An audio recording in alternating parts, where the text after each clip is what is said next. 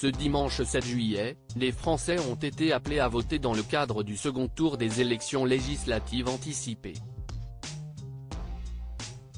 En Corrèze, François Hollande est arrivé en tête de la première circonscription avec 37,63% des voix sous la bannière du Nouveau Front populaire.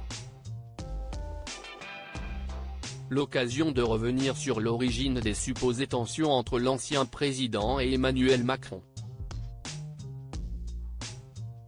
Selon les révélations du Point datant de mars dernier, l'époux de Julie Gaillet aurait reproché à son successeur de dévoiler trop d'informations quant aux positions de la France dans le conflit russo-ukrainien. Moins on en dit, mieux on agit. Il ne faut rien faire connaître à Poutine de nos intentions, aurait lâché François Hollande, faisant référence à l'envoi de troupes en Ukraine.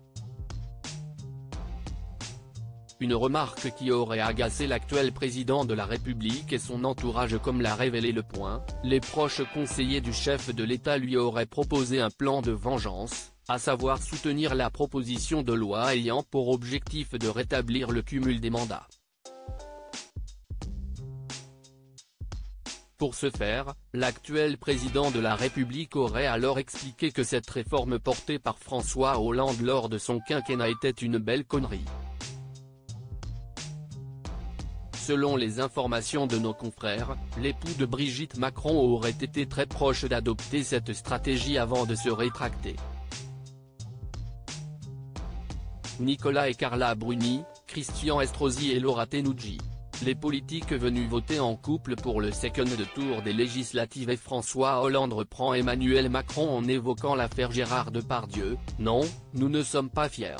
Ce n'est pas la première fois que François Hollande et Emmanuel Macron affichent un désaccord.